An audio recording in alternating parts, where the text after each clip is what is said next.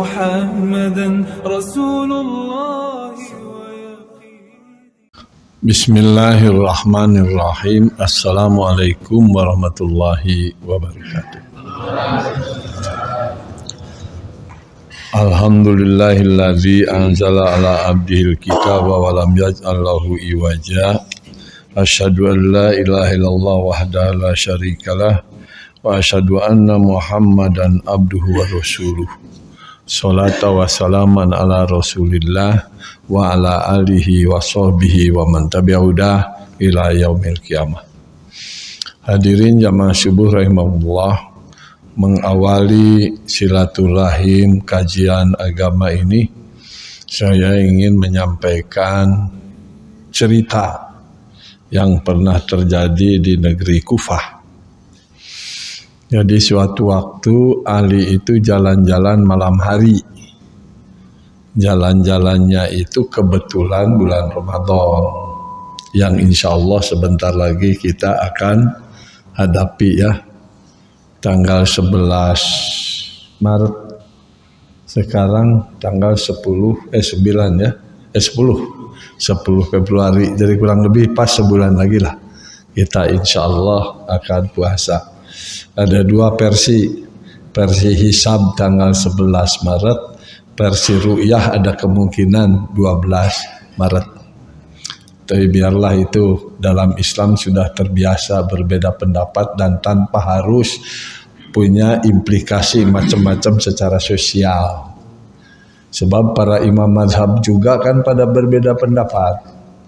Imam Hanafi beda pendapatnya dengan Imam Maliki. Imam Maliki beda pendapatnya dengan Imam Syafi'i. Imam Syafi'i beda pendapatnya dengan Imam Hambali. Kadangkala hanya dalam satu persoalan gitu. Kalau berbeda dalam lain-lain persoalan tapi sama pada lain-lain persoalan banyak. Tapi dalam satu persoalan saja kadangkala para imam mazhab itu berbeda. Apa ini artinya?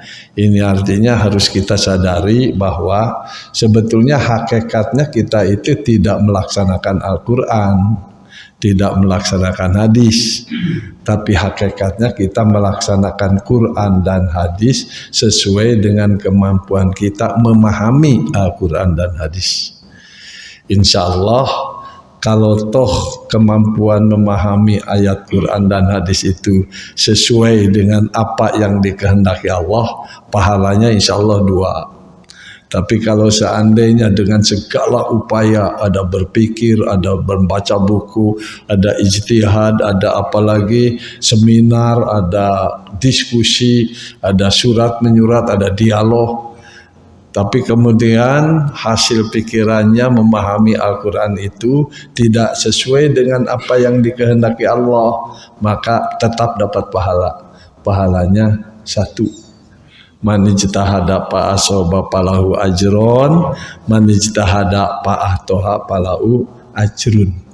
Siapa yang berijtihad serius mengeluarkan segala dana, daya pikiran, perasaan, kemampuan memahami, kemampuan untuk meneliti, menelaah, diskusi, seminar dan macam-macamnya itu, dan hasilnya cocok dengan kehendak Allah, insya Allah itu dapat pahala 2. Tapi kalau tidak cocok dengan kehendak Allah padahal sudah berusaha maksimal memahami Al-Quran, maka pahalanya 1. Jadi yang penting ada kesungguhan untuk secara jujur kita memahami ayat Al-Quran. Dan kalau bisa jujur memahami ayat Al-Quran, insya Allah sampai kepada kebenaran Tuhan. Sampai kepada kebenaran la ilaha illallah. Yang bisa sampai kepada kebenaran la ilaha illallah hanya 3. Pertama Allah, kedua malaikat, ketiga ilmuwan. Syahidallah annahu la ilaha illa huwa. Allah mempersaksikan tiada Tuhan kecuali beliau, kecuali dia. Bukan saja Allah yang sampai kepada la ilaha illallah, wal malaikatu, juga para malaikat. Yang ketiganya disebutkan wa ulul ilmi qaiman bil qisti, ilmuwan yang jujur dalam berpikirnya. Ilmuwan yang jujur dalam berpikirnya, apakah hasil berpikirnya itu salah atau benar, dia akan sampai menghadap kepada keyakinan la ilaha illallah. Itu dalilnya syahidallahu annahu la ilaha illa huwa wal malaikatu wa ulul ilmi qaiman bil qisti. Nah, ceritanya suatu waktu Ali bin Abi Thalib itu jalan-jalan di kota Kufah.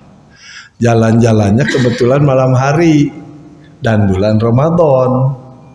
Kelihatan oleh Ali itu tiap masjid di Kufah itu ternyata penuh oleh orang-orang yang sedang sholat taraweh qiyamul Ramadan. Saya kira kalau Sayyidina Ali jalan-jalan ke Bandung juga sama itu. Sebab di Bandung juga khususnya kalau bulan Ramadan tanggal 1 sampai tanggal 10 biasanya masjid itu penuh.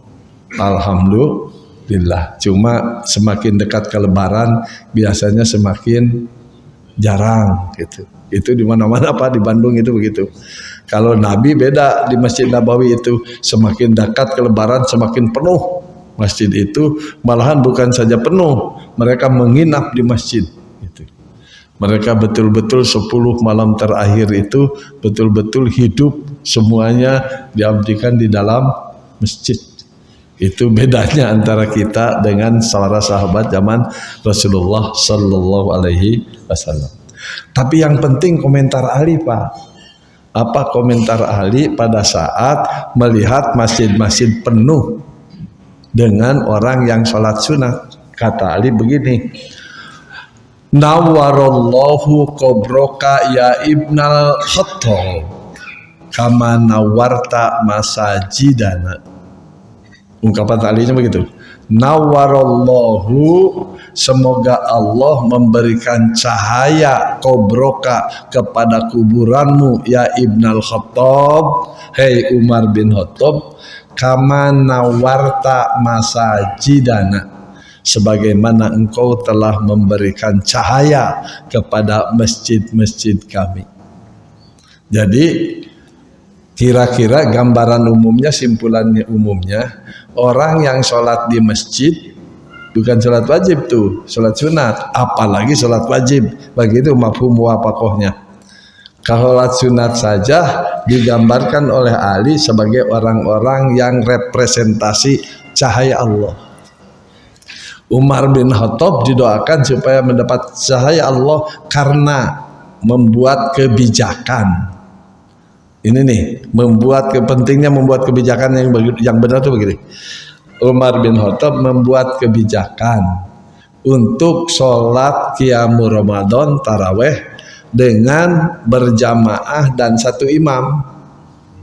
Sebab pada zaman sebelumnya itu orang taraweh itu kelompok-kelompok, di sana satu kelompok, di sana satu kelompok, di sana satu kelompok, di sini satu kelompok dengan imam masing-masing.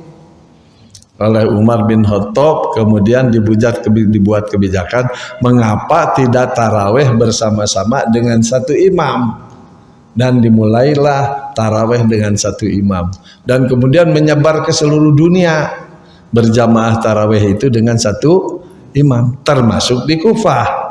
Nah, melihat suasana itulah Ali sampai mengatakan nawwarallahu qabroka ya ibnal Khattab kama nawwarta masajidana.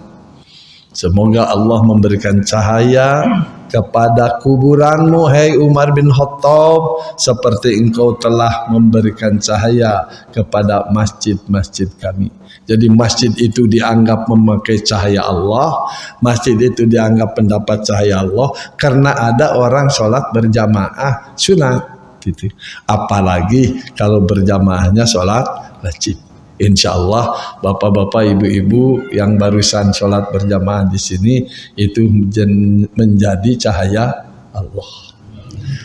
Ternyata di dalam tafsir Quran banyak istilah cahaya Allah itu. Yang saya temukan saja ini di dalam umpanyaan Muhammad Amin bin Abdillahi Al-Ardi. Jadi yang disebut cahaya Allah itu adalah apa yang disebutkan oleh mereka sabili rabbik, sabilillah. Setiap Anda bergerak di jalan Allah, maka Anda representasi cahaya Allah. Ibnu Katsir umpamanya menyatakan, apa itu cahaya Allah? Al-haqqu. Kalau seandainya Anda melaksanakan suatu kebenaran menurut Al-Quran, maka Anda itu, bapak-bapak, ibu-ibu itu bagian atau bentuk cahaya Allah. Jadi cahaya Allah itu rupa-rupa. Malah di dalam tafsirnya, siapa ini? Tafsir Ibn Abbas, itu ada 5 bentuk cahaya Allah itu. Pertama Al-Quran. Kalau di dada bapak-bapak ibu-ibu ada sepotong ayat Quran, maka di dada ibu-ibu bapak-bapak itu representasi nurullah. Apalagi kalau di dadanya itu Al-Qurannya itu 30 juz, Masya Allah. Saya kira cahaya Allahnya nggak kebiar gitu ya, besar. Kalau sepotong aja cahaya ayat Quran itu jadi cahaya Allah. Kemudian ada lagi istilah cahaya Allah itu adalah al-Islam. Setiap orang Islam pada dasarnya representasi cahaya Allah. Kita laksanakan sebagai orang Islam, melaksanakan ajaran Islam, maka kita ini merupakan gambaran cahaya Allah. Yang lain menyatakan bahwa cahaya Allah itu adalah Muhammad Rasulullah. Muhammad Rasulullah dengan segala qaulun wa fi'lun wa takrirun, itu semuanya merupakan cahaya Allah. Di tempat lain disebutkan hujjatullah wa dilaluhu. Kalau Anda berdalil, berhujjah dengan Al-Quran, maka itu merupakan cahaya Allah, nurullah. Jadi jangan khawatir bapak-bapak, ibu-ibu, itu kita ini punya kesempatan yang banyak jadi cahaya Allah. Membaca Al-Quran cahaya Allah, hafal Al-Quran jadi cahaya Allah, sholat berjamaah di masjid menjadi cahaya Allah, ada keislaman di dalam diri kita, ada cahaya Allah. Jadi bapak-bapak, ibu-ibu punya kesempatan semuanya untuk kebiar jadi cahaya Allah. Yang ingin saya wanti-wanti ingatkan ialah bahwa tidak setiap orang senang sama cahaya Allah. Banyak orang yang justru ingin memadamkan cahaya Allah. Jadi jangan, hati-hati itu. Di satu sisi kita ingin jadi manusia yang representasi cahaya Allah dengan membaca Al-Quran, dengan mengaji, dengan melaksanakan mengikuti perintah Rasulullah SAW, dengan melaksanakan amalan-amalan Islam, itu adalah gambaran representasi nurullah, cahaya Allah. Tapi jangan lupa untuk hati-hati saja bahwa banyak orang yang benci terhadap cahaya Allah. Bahasa Al-Qur'annya yuriduna liyutfi'u nurallah biafwahihim wallahu mutimmu nurihi walau karihal kafirun. Yuriduna, banyak orang yang menghendaki, yuridun itu mereka, yuriduna liyutfi'u nurallah, banyak orang yang menghendaki memadamkan cahaya Allah. Bagaimana cara memadamkan cahaya Allah itu? Biafwahihim, dengan omongan, dengan pidato, dengan ejekan, dengan bulian, dengan mencaci maki, dengan merendahkan, dengan menghina orang-orang yang justru mau melaksanakan Al-Quran. Dituduhlah tidak adil, dituduhlah pemecah belah, dituduhlah tidak berkeri kemanusiaan, dituduhlah kurang kurang menghargai nilai-nilai hak ajasi manusia, macam-macam tuduhannya dalam rangka liyutfi'u nurullah biafwahihim, dengan mulut-mulut mereka. Tentu mulut mereka sekarang itu gambarannya bisa TV, bisa radio, bisa video, bisa film, bisa macam-macam. Mereka ingin memadamkan cahaya Allah. Liyutfi'u nurallah biafwahihim. Jangan lupa bapak-bapak, ibu-ibu, gambaran pada zaman Rasulullah SAW, bahasa liyutfi'u nurallah biafwahihim digambarkan di dalam surat Luqman. Wa minan nasi may yashtari lahwal hadits liyudilla an sabilillahi bighairi ilmin wa yattakhidha huzwa. Itu gambaran di dalam surat Luqman itu tentang liyutfi'u nurallah, mereka menghendaki memadamkan cahaya Allah. Jadi untuk memadamkan cahaya Allah itu yashtari lahwal hadits, mereka mengeluarkan duit, mengeluarkan biaya, mengeluarkan dana, mengeluarkan kekuatan ekonomi dengan puluhan miliar, ratusan miliar, bisa jadi triliunan miliar, sengaja supaya apa? Orang Islam itu dihina, dicaci maki, diejek, dibully, disampingkan, dikecilkan, diremehkan, sehingga mental umat itu diharapkan oleh mereka itu breakdown, jatuh. Mereka itu jadi merasa terhina, dan lantaran merasa terhina, selain bisa jadi dia jadi tidak mau lagi menampilkan cahaya Allah, kemungkinan murtad. Zaman Nabi dulu, ayat Quran ini berbicara wa minan nasi may yashtari lahwal hadits liyudilla an sabilillahi bighairi ilmin. Menurut para ahli tafsir, ada orang-orang kaya yang sengaja, bahasanya begitu, orang-orang kaya yang sengaja membeli hamba sahaya orang Afrika yang mereka itu suaranya bagus dan pintar menari, pintar memukul gendang. Gendang jadi pukul, kemudian diiringi dengan suara-suara, diiringi dengan tari-tarian, dan sengaja mereka tabuhkan gendang itu pada saat Rasul berdakwah. Jadi pada saat Rasul berdakwah, itu sengaja mereka di tempat lainnya itu tidak jauh dari tempat dakwah Rasul mengadakan genjeringan gitu, mengerikan tabu-tabuhan, sehingga orang yang mau tertarik, tadinya mau tertarik dengan dakwah Nabi, pergi ke sana. Itu bahasa yashtari lahwal hadits liyudilla an sabilillah. Ditegaskan di dalam surat Luqman itu bighairi ilmin. Sebetulnya kalau bapak-bapak, ibu-ibu perhatikan, yang membuli, yang mengejek, yang menghina itu bighairi ilmin, tidak ada logikanya itu, tidak ada intelektualitasnya. Kadangkala omongannya tidak nyambung antara sebab dan akibat, asal nggak jeplak aja gitu ngomongnya. Itu tuh bighairi ilmin.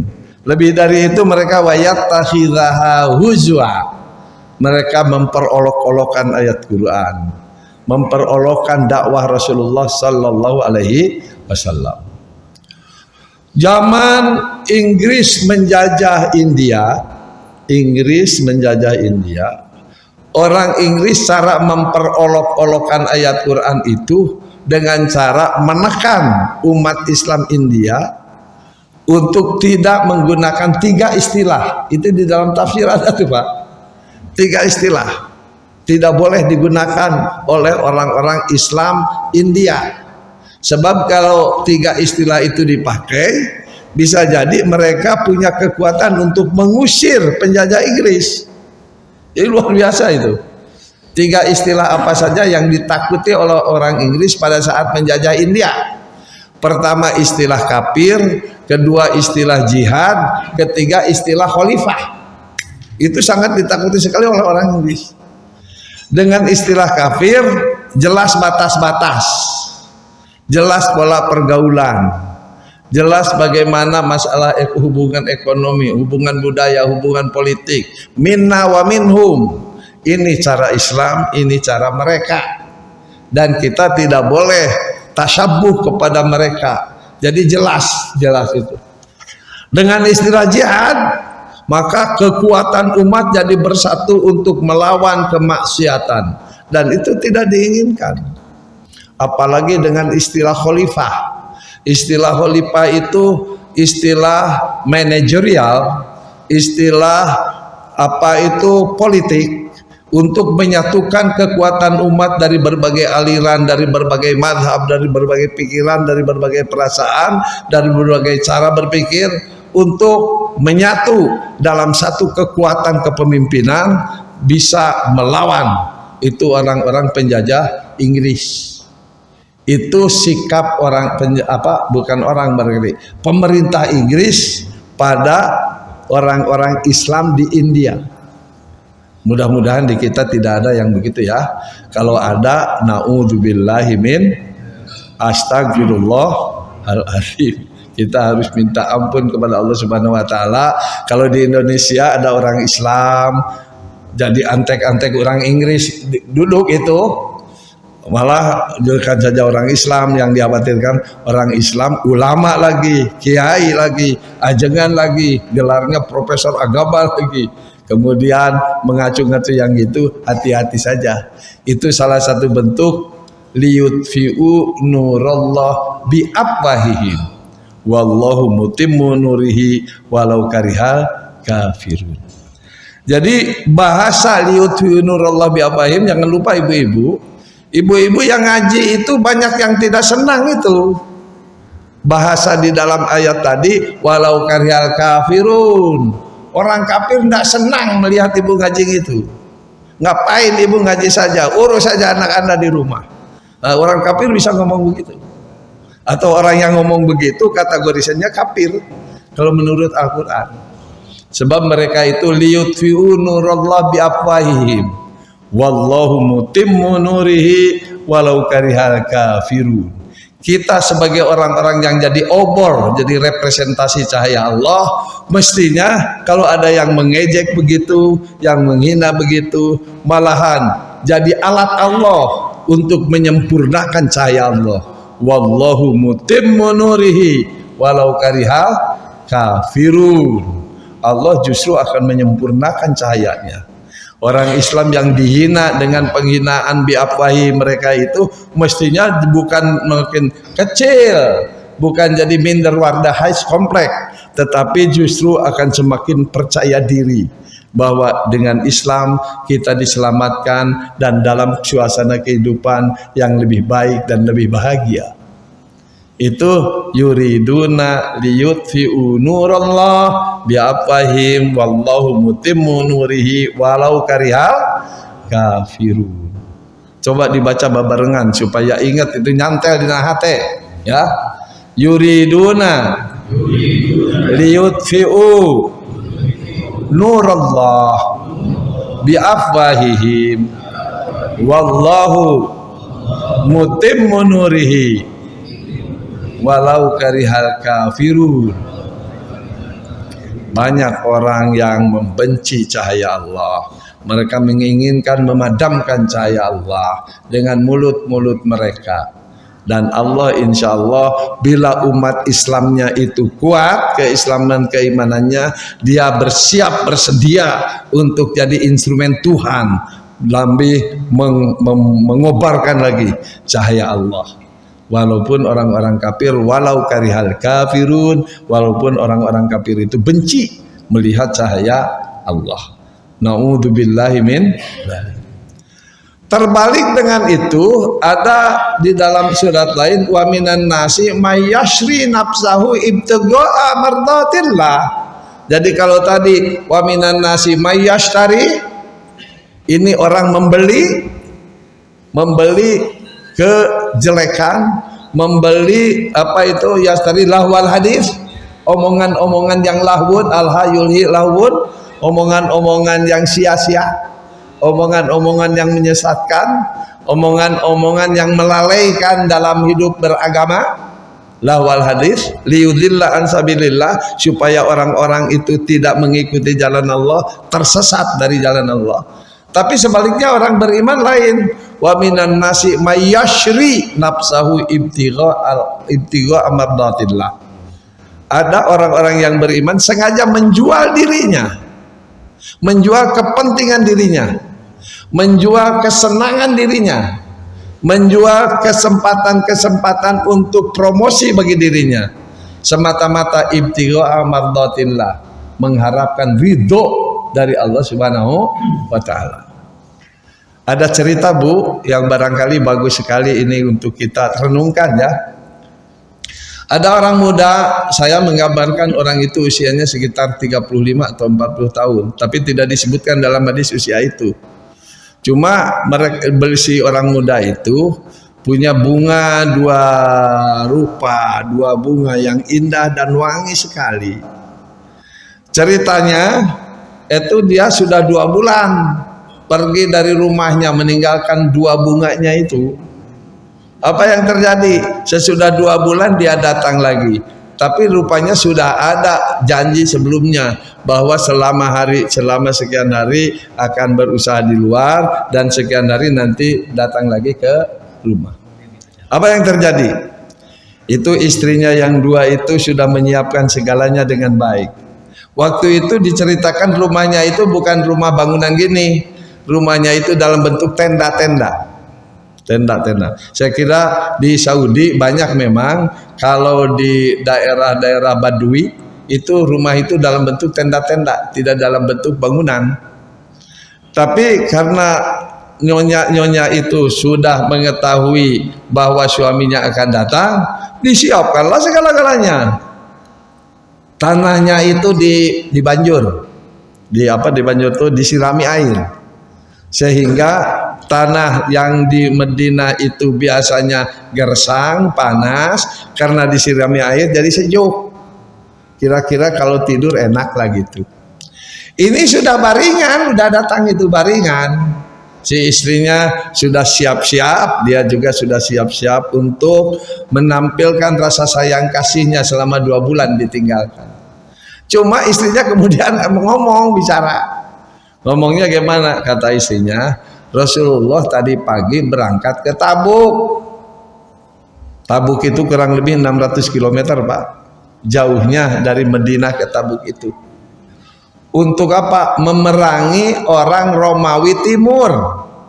Orang Romawi Timur di Tabuk itu ada 40.000. Rasulullah mengerahkan tentara 30.000. Tapi yang penting bapak-bapak ibu-ibu catat ialah bahwa Rasulullah mengerahkan tentara 30.000 untuk the spirit of the corps, mempertahankan korop Islam, karena ada seorang ustadz dibunuh oleh tentara Romawi. Bayangkan, seorang ustadz dibunuh oleh tentara Romawi yang jauhnya dari Madinah 600 km. Rasulullah mengerahkan 30.000 tentara untuk menyelesaikan persoalan ini. Di Indonesia atau di kita, ya ustaz di Parayahan cari cingwai gitu. Jadi kita jangan sok merasa sudah beriman seperti iman para sahabat. Jauh, masih jauh. Zaman Rasulullah itu 1 orang dibunuh 30.000 dikerahkan tentara. Di kita 6 orang dibunuh cari cingwai gitu. Jadi ini untuk introspeksi saja, bahwa kita ingin mengikuti Rasul, mengikuti sunnah para Rasul, mengikuti tapak racat para sahabat, tapi memang masih ada jarak dari segi kualitas kita mungkin masih jauh. Mudah-mudahan ini jadi motivasi ya untuk kita mencoba mendekati segala niat, segala perasaan, segala pikiran sesuai dengan apa yang sudah dilakukan oleh sahabat Rasulullah Sallallahu Alaihi Wasallam. Nah, si pemuda tadi tatkala mendengar dari istrinya bahwa Rasulullah berangkat perang, tidak jadi tidur, tidak jadi. Lepaskan aja, langsung dia mengambil pelana kudanya, dibereskan dan langsung pergi menyusul perjalanan Rasulullah Sallallahu Alaihi Wasallam. Itulah bahasa Al-Quran. Idza qadallahu wa rasuluhu amron. Kemudian bahasanya apa di dalam Al-Quran itu? Innamal mu'minun wal mu'minat idza qadallahu wa rasuluhu amron.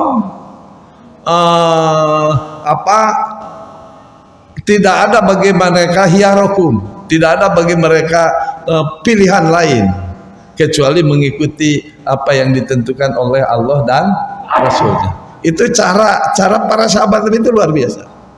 2 bulan meninggalkan keluarga, sudah datang ke rumah, sudah dia siapkan segala-galanya dengan kalau sekarang di ASEAN gitu tanya. Kalau tanah sudah disiram oleh air itu jadi dingin kan, jadi AC lah gitu, kira-kira enak untuk tiduran. tapi begitu mendengar bahwa Rasul berjihad, ditinggalkan segalanya, mereka pergi ke medan jihad. Itulah keimanan para sahabat. Jadi Rasulullah SAW dengan para sahabatnya itu liyutfi'u nurallah wallahu mutimmu nurihi, dan mereka betul-betul masuk kepada daerah wa minan nasi may yashri nafsahu ibtigha amardatillah. Mereka menjual dirinya, menjual kesenangannya, melepaskan berbagai kenikmatan-kenikmatan hidup kalau harus dihadapkan kepada mencari ridho Allah Subhanahu wa ta'ala. Nah, ini urusan mencari ridho Allah itu Pak memang urusan besar bagi Islam itu. Mengapa? Di antara perbedaan antara kemewahan, keindahan, apa istilahnya itu? Di antara perbedaan antara kemuliaan menurut versi kafir dan kemuliaan menurut versi Allah itu beda sekali. Kemuliaan versi kafir itu bentuknya duniawi, bentuknya benda. Kemuliaan dari Allah bentuknya nilai, bentuknya etika, bentuknya moral. Nah, di antara gambaran orang munafik itu cenderung ingin kemuliaan dengan versi kafir. Orang munafik itu. Sementara orang yang beriman, kemuliaan itu menurut versi Allah. Saya suka mencontohkan yang kecil aja. Seorang ibu punya duit 100.000, mau beli beras. Beras sekarang harganya 16.500, yang agak bagus sedikit 17.500. Sebut saja umpamanya beli berapa, 2 kilo lah gitu. 2 kilo beras kalau 17.500 kan 35.000. Mestinya uang kembaliannya 65.000. Tetapi rupanya tukang berasnya ngantuk. Mestinya diberi kembalian 65.000, malah diberi kembalian 90.000. Kalau menurut versi pemikiran kafir, ini untung. Dapat beras 2 kilo, tetapi yang harganya 17.500 jadi dibayar hanya 10.000. Padahal mestinya dibayar 35.000 kalau 2 kilo, tapi 2 kilo dibayarnya cuma 10.000. Dapat untung. Dia mungkin tidak akan mengembalikan itu uang kelebihan kembalian itu. Mestinya 65, dia dapat kembalian 90, berarti 25.000 lebihnya. Tapi kekayaan tambahan 25.000 itu kalau menurut versi kemuliaan Allah, enggak, itu bukan mulia tapi hina.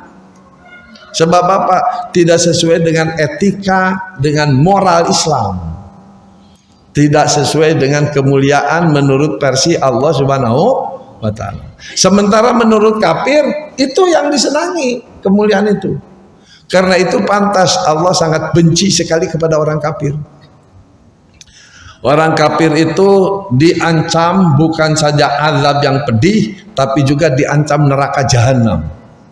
Padahal jangan lupa bapak-bapak ibu-ibu, itu yang namanya orang munafik zaman Nabi, itu bisa jadi gambaran lahiriahnya lebih bagus dari kita-kita di sini. Mengapa? Orang munafik zaman Nabi itu biasa sholat berjamaah dengan Nabi di Masjid Nabawi, yang katanya 1 kali sholat wajib di Masjid Nabawi itu pahalanya 1000 kali dibanding pahala sholat di luar Masjid Nabawi. Gede sekali. Orang munafik zaman Nabi itu jangan lupa ikut jihad ke perang Tabuk, 12 orang tuh yang diinventaris oleh Zaid bin Jabal, namanya Jabal gitu. Itu 12 orang ikut ke perang Tabuk, artinya jihad. Orang munafik zaman Nabi itu pernah mendirikan masjid yang masjidnya jauh lebih bagus dari masjid yang dibuat oleh Nabi di Kuba. Waktu Rasulullah SAW itu hijrah dari Mekah ke Madinah, berhenti dulu di Kuba dan membuat masjid dulu. Ternyata kemudian tahun 9 hijrah, orang munafik itu mendirikan masjid yang bentuk masjidnya lebih bagus dari masjid yang dibuat oleh Rasulullah SAW. Dan Rasulullah sudah berjanji dengan orang munafik itu, sebab orang munafik datang kepada Rasul. supaya Rasul meresmikan masjid itu dengan Rasul sholat di masjid mereka. Apa yang terjadi? Kata Rasul, oke, saya akan sholat di sana. Sebelum janjinya dilaksanakan sudah ada perintah Allah, perang Tabuk itu. Pulang dari Tabuk ke Madinah turun ayat Quran bahwa masjid itu adalah masjid yang dipakai orang munafik untuk memudorotkan umat Islam. Masjid itu masjid yang dipakai oleh orang munafik untuk memurtadkan umat Islam. Masjid itu dipakai oleh orang munafik untuk memecah belah umat Islam. Masjid itu dipakai oleh orang munafik jadi markas untuk memata-matai umat Islam. Bahasa Al-Qur'annya masjid diraron wa kufron wa tafriqom bainal mu'minin wa irsadan liman haraballaha wa rasulahu. Jadi markas besar dari orang-orang yang memusuhi Allah dan Rasulnya. Jadi ada masjid yang gitu, itu orang munafik. Tetapi karena kemunafikannya Allah mengancam, basyiril munafiqina bi anna lahum adzaban alima. Ancam oleh Muhammad bahwa orang munafik itu akan mendapat azab yang sangat pedih. Tolong baca sama-sama supaya nyantel di mana bapak-bapak dan ibu-ibu ya. A'udzubillahi minasyaitonir rajim. Basyiril munafiqin bi anna lahum azaban alima alladzina yattakhidunal kafirin awliya min dunil mu'minin ayabtaguna indahumul izzah fa innal izzata lillahi jami'a wa qad nazzala alaikum bil kitab an idza sami'tum ayatillah yukfaru biha wa yustahzau biha fala taqudu ma'hum hatta yahudu bi haditsin ghairi innakum idzam misluhum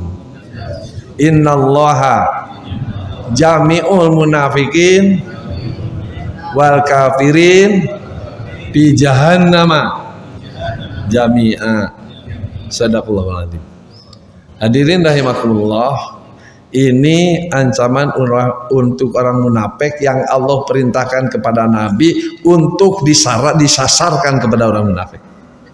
Basyiril munafikin, ancam tuh orang munafik itu oleh Muhammad bi anna lahum, bahwa sesungguhnya bagi orang munafik itu azaban alima, ada azab yang sangat pedih. Langsung tuh ancamannya begitu. Padahal mereka sholat bersama Nabi, padahal mereka itu pernah berjihad ke Tabuk, padahal mereka itu pernah membuat masjid yang lebih bagus dari buat masjid yang dibuat Nabi. Tapi diancam oleh Allah dan disuruhkan kepada Nabi untuk ancaman itu disampaikan pada orang munafik bi anna lahum azaban alima. Mereka pasti mendapat azab yang sangat pedih. Mengapa Allah mengancam orang munafik yang sholat, yang puasa, yang pintar, yang tahu tentang ABC-nya agama, yang berjihad, yang malah dia mendirikan masjid, tapi diancam masuk neraka, diancam dengan azab yang pedih? Karena alladzina yattahidunal kafirina aulia, sebab orang-orang itu mengangkat orang kafir jadi pemimpin. Bahaya sekali itu menurut Al-Quran. Kalau bapak-bapak, ibu-ibu besok lusa memilih orang kafir jadi pemimpin, itu masuk munafik namanya. Na'udzubillahi min dzalik. Alladzina yattakhidunal kafirina auliya min dunil mu'minin. Istilah min duni Pak dalam Al-Quran, dalam bahasa Arab beda dengan guero. Arti bahasa Indonesianya sama selain. Tetapi kalau selain goero seperti gini, ana attakhadtul kitab goero ma gitu. Saya mengambil buku, tidak mengambil air. Itu kalau pakai goiro. Tapi kalau pakai min duni atau maduna, itu saya ngambil buku dan saya menjatuhkan air. Itu min duni. Dengan bahasa min duni itu mengecilkan. Contoh ayat Quran. Innallaha la yaghfiru ayyushraka bihi wa yaghfiru maduna dzalika. Allah tidak mengampuni dosa musyrik, tapi Allah mengampuni dosa yang lebih kecil dari musyrik. Gitu. Kalau dosa yang lebih besar, mafhum muwafaqahna nuleutik wae teu dihampura komo nu gede gitu. Nah, makanya maduna di situ dimaksudkan dosa yang lebih kecil dari musyrik bisa diampuni. Tapi yang lebih besar dari musyrik, yakni tidak bertuhan, itu tidak akan diampuni. Itu istilah min duni atau maduna. Tadi bahasanya min duni maduna. Alladzina yattahidunal kafirina auliya min dunil mu'minin. Jadi dia ngangkat si kafir jadi pemimpin dan kemudian mengecilkan, meremehkan, menghinakan orang yang beriman. Orang yang beriman mah disebut lagi kadrun, disebutnya itu kadal gurun, disebutnya macam-macam. Itu dihinakan. Supaya apa? Supaya orang berpihak kepada orang kafir untuk dijadikan pemimpin. Mengapa ada orang yang sholat, yang naik haji, yang sudah itu, yang ini macam-macam di dalam beragama, kok memilih orang kafir jadi pemimpin? Oleh Allah dinyatakan ayabtaguna indahumul izzah. Mereka mengharapkan kemuliaan dari si kafir. Kemuliaan dari si kafir itu sifatnya duniawi, bendawi. Duit, mobil, rumah, jabatan, kedudukan, kursi jabatan, jadi menteri atau jadi wakil presiden, jadi apalagi itu, silakan atau jadi presidennya. Itu dibelikan oleh orang kafir, dijamin, diberi duit supaya dia menang begitu. Nah itu al-izzah minal kafirin, yabtaguna indal kafirin al-izzah. Allah terangkan fa innal izzata lillahi jami'a. Sesungguhnya kemuliaan itu milik Allah semuanya, ada pada ketentuan versi pandangan Allah Subhanahu wa taala. Apa bedanya tadi? Kalau kemuliaan kafir sifatnya dan bendawi. Kalau kemuliaan dari Allah sifatnya nilai. Bapak-bapak, ibu-ibu sebagai orang mukmin bukan berarti tidak boleh menguasai duniawi, silakan. Mau kaya dengan punya rumah sekian, dengan punya mobil sekian, dengan punya tanah sekian, dengan punya duit di bank sekian triliun, silahkan. Tetapi harus dibarengi dengan kemuliaan Allah, yakni didapatnya dengan jujur, didapatnya dengan baik, didapatnya dengan hati bersih, didapatnya tidak dengan dusta, didapatnya tidak dengan menipu, didapatnya tidak dengan khianat, betul-betul didapatnya dengan siddiq, amanah, tabligh, fatona. Itu orang mukmin seharusnya memang begitu. Nah, Allah sampai mengatakan, wa qad nazzala alaikum fil kitab. Sebetulnya kami sudah menerangkan beberapa kali di dalam Al-Qur'an. An idza sami'tum ayatillahi, ciri orang munafik, ciri orang kafir itu apabila Anda memperdengarkan kepada mereka ayat-ayat Allah, yukfaru biha. Mereka itu membangkang, menolak kebenaran informasi dari Quran. Mereka menolak kebenaran informasi tentang keadilan, tentang hak, tentang batal dari Al-Quran. Mereka tolak, yukfaru. Malah bukan saja yukfaru, wa yustahza'u biha. Mereka itu mempermainkan ayat-ayat Quran seperti orang Inggris mempermainkan orang-orang Islam India tadi. Itu gambaran orang-orang kafir, gambaran orang-orang munafik. Yukfaru biha wa yustahza'u biha. Kemudian Allah memberi bimbingan. Apa bimbingan dari Allah kepada kita? Fala taqudu ma'ahum. Anda jangan duduk bareng-bareng dengan orang kafir, orang munafik, hatta yahudu fi hadisin ghairi, kecuali kalau berbicara di luar masalah kepemimpinan. Kalau bicara di luar masalah kepemimpinan silahkan Anda ngomong sama orang munafik, sama orang kafir. Tapi kalau berbicara masalah kepemimpinan, fala taqudu ma'ahum. Jangan ngopi bareng dengan mereka. Jangan memuluk bareng dengan mereka. Jangan bergoes-goesan bareng dengan mereka ke gunung. Jangan. Kalau berbicara masalah tadi ittakhadha alladzi yattahidunal kafirina auliya. Sebab innakum ila misluhu. Kalau Anda duduk-duduk bersama mereka membicarakan itu, innakum ila misluhum. Sesungguhnya kalian itu kalau begitu sama aja dengan mereka. Semisal mereka. Innakum sesungguhnya kalian idzan kalau begitu misluhum seperti mereka. Yakni jadi kafir, jadi munafik. Na'udzubillahi min dzalik. Bapak-bapak, ibu-ibu yang beli ngeri lagi ancaman Allah di ujung ayat. Ini ayat ada pada surat An-Nisa 140 Pak. Nanti dibuka lagi di rumah. Innallaha sesungguhnya Allah jami'ul munafikin mengumpulkan orang-orang munafik wal kafirin dan orang-orang kafir fi jahannam jami'a, kedua-duanya di neraka jahanam. Na'udzubillahi min. Siapa itu orang munafik? Orang munafik itu tadi alladzina yattahidunal kafirina auliya, yang memilih orang kafir jadi pemimpin.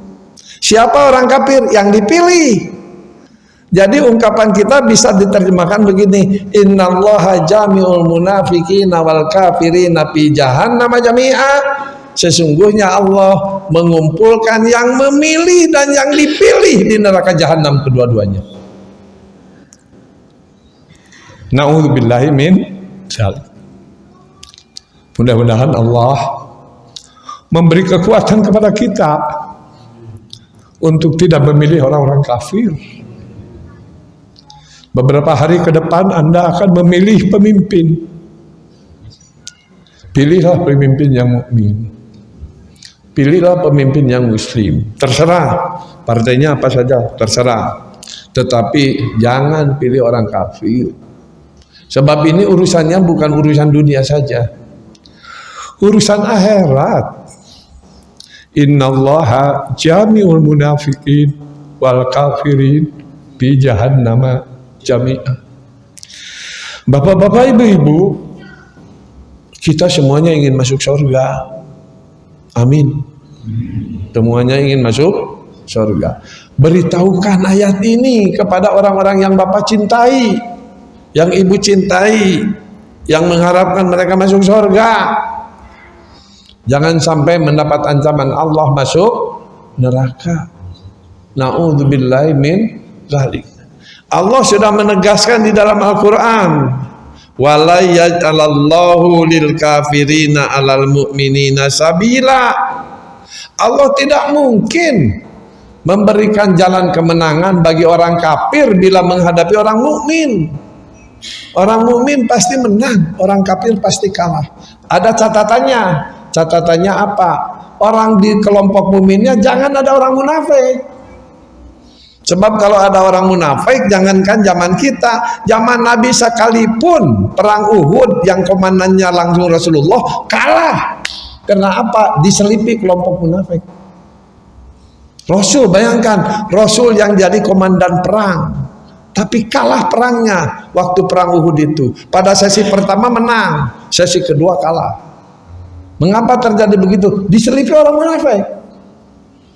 Jadi kalau umat Islam itu masih ada orang munafik, jangan harap mau pemilu kek, mau urusan politik, mau urusan ekonomi, mau urusan budaya, itu akan kerepotan. Jumlahnya memang banyak, akan tetapi kekuatannya jadi lemah dan kecil. Kalau seandainya diselipi oleh orang-orang munafik. Jadi mudah-mudahan ya hati kita dibersihkan dari sifat-sifat munafik. Mudah-mudahan tidak ada sifat munafik dalam diri kita. Sebab ancaman munafik itu berat sekali di dalam Al-Quran. Innal munafiqina fi darkil asfali minan nar. Sesungguhnya orang munafik itu di nerakanya itu paling bawah. Na'udzubillahi min dzalik. Di dalam Al-Quran al-bahasa orang-orang munafik yang di bawah neraka itu suka ingin keluar. Tapi begitu dia bergerak untuk keluar, ditarik lagi sehingga masuk lagi ke dalam api yang sangat panas itu. Kita berlindung kepada Allah untuk sampai tidak menjadi atau tidak ada penyakit munafik. Tolong bapak-bapak yang ibu-ibunya tidak hadir di sini, beritahukan istrinya. Ini ayat Quran ini, hati-hati. Apalagi kalau ditambah ayat surat At-Taubah ayat 23, Bu. At-Taubah 23 itu bunyinya keras sekali. Sebab ada kaitan dengan persoalan biologis, persoalan darah kita yang dekat dengan kita. Kita baca bersama-sama ya. Ini sebagai penutup ceramah kita pagi ini supaya nyantel dalam hati bapak-bapak ibu-ibu ya. A'udzubillahi minasyaitonirrajim.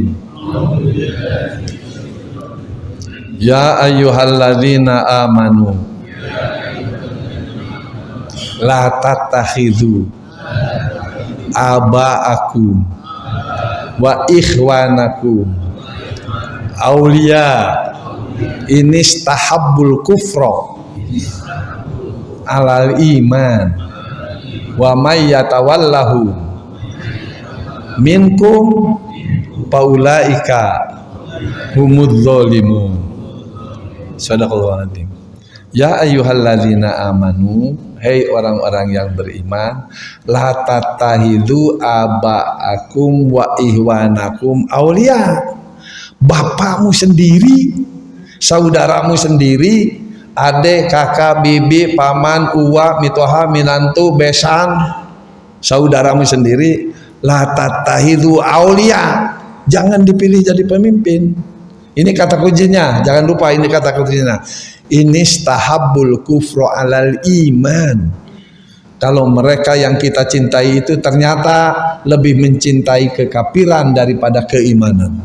Jadi urusan nilai ini, ada nilai kafir, nilai iman. Siapapun, betapapun orang itu sangat dekat dengan kita, bapak kita, paman kita, adik atau kakak kita, yang sehari-hari bergaul dengan kita, malah kita dibesarkan, dirawat, dibiayai, dibajui, disekolahkan oleh bapak kita. Tapi kalau dia itu lebih berpihak kepada kekafiran daripada keimanan, jangan dipilih. Kita harus mengikuti Nabi Ibrahim, di mana Nabi Ibrahim terpaksa meninggalkan rumahnya, menjauhi bapaknya, karena bapaknya apa? Menyembah berhala, sementara Nabi Ibrahim ingin menyembah Tuhan. Begitu juga Nabi Lut sampai berpisah dengan istrinya.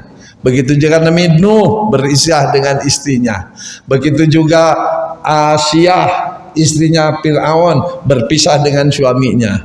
Karena apa? Ingin berpihak kepada keimanan. Sementara yang dipisahkannya itu berpihak kepada kekafiran. Tolong ini kata kuncinya, Bu, jangan lupa. Inistahabbul kufra alal iman. Kalau mereka lebih mencintai kepada kekafiran daripada keimanan. Saya suka memberikan contoh tenggel deket, Bu. Ibu-ibu kalau berkerudung itu kira-kira keimanan kekafiran? Keimanan. Ibu-ibu, bapak-bapak kalau memakai baju menutup aurat, keimanan kekafiran? Keimanan. Kalau ada calon presiden resepna nempo aurat batur, film porno gitu, keimanan kekafiran? Kekafiran. Itu pantas kalau seandainya kita punya pemimpin karesepna nempo aurat orang lain, melihat film-film porno, ndak pantas. Bayangkan kalau pemimpinnya senangnya film porno, nanti rakyatnya pada rame-rame membuat film porno sebab ingin dilihat oleh presidennya. Bahaya sekali itu, nilai moral jadi hilang, jadi hancur. Tolong ayat ini dihafalkan. Surat At-Taubah ayat 23. Ya ayyuhalladzina amanu la tattakhidhu aba'akum wa ihwanakum awliya inistahabbul kufra alal iman wa may yatawallahu minkum. Siapa orang yang memaksakan diri untuk memilih mereka, paulaika humudz zalimun, maka orang itu termasuk orang yang menganiaya dirinya, menganiaya keluarganya, menganiaya masyarakatnya, dan menganiaya bangsa dan negaranya. Na'udzubillahi min dzalik. Mudah-mudahan apa yang saya sampaikan pada hari ini, pagi ini, diingat oleh bapak-bapak, ibu-ibu semua. kebetulan saja kita akan mendekat memilih pemimpin. Jangan memilih orang kafir jadi pemimpin, dan jangan memilih pemimpin walaupun orang Islam sekalipun, sok sholat sok puasa, kalau seandainya di atasnya ternyata suka membuat kebijakan-kebijakan yang berpihak kepada kekafiran daripada keimanan. Na'udzubillahi min dzalik. Saya kira cukup sekian saja kaji kita pagi ini. Mudah-mudahan ada guna dan manfaatnya. Mudah-mudahan besok lusa kita tatkala milih pemimpin terhindar dari kemungkinan mendapat ancaman Allah lantaran salah memilih. Itu saja barangkali, mudah-mudahan ada guna dan manfaatnya. Saya kira tidak ada tanya jawab kan? Kalau tidak ada tanya jawab, kita tutup saja dengan aqulu qouli hadza wastaghfiru. Wassalamualaikum warahmatullahi wabarakatuh.